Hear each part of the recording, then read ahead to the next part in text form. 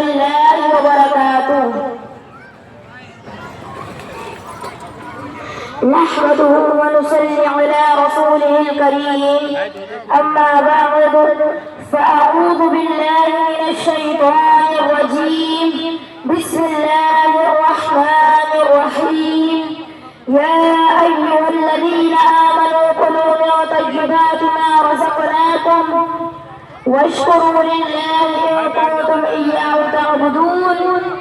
وقال النبي صلى الله عليه وسلم لا يدخل الجنة جسد غذي بالحرام. صدق الله العظيم وصدق رسوله النبي الأمين الكريم والحمد لله رب العالمين. میرے پیارے آقا صلی اللہ تعالیٰ علیہ وسلم کے پیارے دیوانوں، آج میری تقریر کا عنوان ہے رزق حلال کی اہمیت.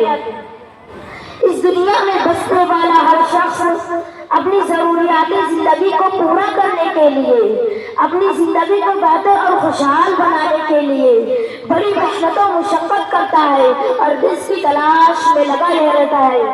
یقیناً حلال رزق حاصل کرنا ایک عظیم عبادت اور ایک عظیم فریضہ ہے، مگر آج کے اس ماحول میں زیادہ تر لوگ دنیاوی مال و دولت کی طلب میں اس قدر اندھے ہو چکے ہیں کہ اس باقی نہ رہنے والی دنیا کی مال و دولت کو پانے کے لیے جھوٹ بھی بول رہے ہیں، رشوت بھی لے رہے ہیں، سودی کاروبار بھی کر رہے ہیں اور قتل و غارت گیری بھی کر رہے ہیں اور نہ جانے کیسے کیسے برے کام کر رہے ہیں. حالانکہ ایک مسلمان ہونے کی حیثیت سے ہمارا ایمان اور امکان ہے کہ بندے کا رزق ہمارے خالق و مالک نے اپنے ذمہ کرم پر لے لیا ہے. جیسا کہ اللہ رب العزت قرآن پاک میں ارشاد فرماتا ہے یا ایھا الذین آمنوا کلوا من طیبات ما رزقناکم واشکروا للہ ان کنتم ایاہ تعبدون. کہ ایمان والو پاک چیزیں کھاؤ جو ہم نے تمہیں دی ہے اور اللہ کا شکر ادا کرو اگر تم صرف اور صرف اسی کی عبادت کرتے ہو. میرے پیارے آقا صلی اللہ علیہ وسلم کے پیارے دیوانوں، اس آیت مبارکہ میں اللہ رب العزت نے ایمان والوں سے خطاب کرتے ہوئے فرمایا کہ اے ایمان والو پاک چیزیں کھاؤ جو ہم نے تمہیں دی ہے اور اللہ کا شکر ادا کرو. یعنی طیب و طاہر رزق کھانے کے بعد، صاف ستھری روزی کھانے کے بعد اپنے خالق و مالک کا شکر ادا کرو، اس کی بندگی کرو، اس کی حضور اپنی جبیلی نیاز کو جھکا دو اور نیک عمل کرو. اور ساتھ ہی ساتھ اس آیت مبارکہ میں اللہ رب العزت نے حلال رزق کے بعد عمل صالح کا ذکر فرمایا، جس سے یہ بات معلوم ہوئی کہ عمل صالح سے پہلے، نیک عمل کرنے سے پہلے حلال رزق کا ہونا ضروری ہے. کہ اگر انسان کا رزق یعنی اس کی خوراک حلال ہوگی تو اس کا عمل بھی اللہ رب العزت کی بارگاہ میں قبول و مقبول ہوگا. اگر اس کا رزق حلال نہیں ہوگا تو اس کا عمل بھی اللہ رب العزت کی بارگاہ میں قبول و مقبول نہیں ہوگا. جیسا کہ سیدنا ابن عمر رضی اللہ تعالیٰ عنہ سے روایت ہے کہ آپ فرماتے ہیں کہ اگر کوئی شخص حرام کمائی کا لباس پہن کر حرام کمائی کا لباس پہنے اور اس میں سے ایک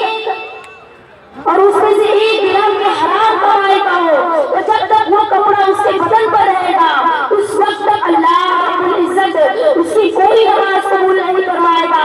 اسی طرح حرام مال سے دیے گئے صدقے کے حوالے سے حضرت عبداللہ بن مسعود رضی اللہ تعالیٰ عنہ سے روایت ہے کہ حضور صلی اللہ تعالیٰ علیہ وسلم نے فرمایا کہ اگر کوئی شخص حرام مال کھائے اور اللہ کی راہ میں صدقہ و خیرات کرے تو اللہ رب العزت ہرگز اس کے صدقہ و خیرات کو قبول نہیں فرمائے گا.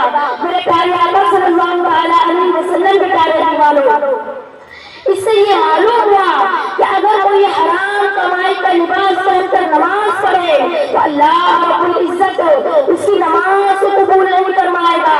اسی طرح اگر کوئی حرام مال سے اللہ کی راہ میں صدقہ و خیرات کرے تو اللہ رب العزت اس کی صدقہ و خیرات کو بھی اپنی بارگاہ میں قبول نہیں فرمائے گا.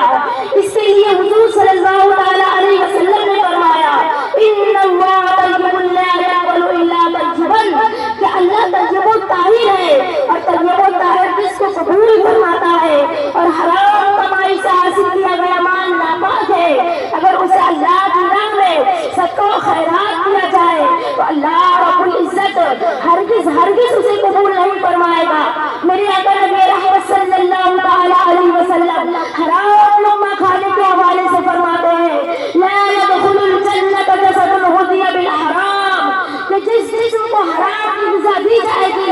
جنت میں نہیں جائے گا۔ اور مزید بھی آ کر ارشاد فرماتے ہیں قسم اس ذات کی جس کے قبضے قدرت میں میری جان ہے، جس شخص کے شکم میں ایک لقمہ بھی حرام کا چلا جائے تو 40 دنوں تک اللہ رب العزت اس کی کوئی دعا قبول نہیں فرمائے گا۔ میرے پیارے آقا صلی اللہ تعالیٰ علیہ وسلم کے پیارے دیوانوں، آج لوگ کہتے ہیں کہ ہم نماز بھی پڑھتے ہیں، سب کو خیرات بھی دیتے ہیں، اللہ کی تسبیح و تحلیل بیان کرتے ہیں اور مزارات پر جا کر ان کے وسیلے سے دعا بھی کرتے ہیں، پھر بھی ہم پریشان رہتے ہیں، ہماری کوئی دعا قبول نہیں ہوتی۔ اس کی سب سے بڑی وجہ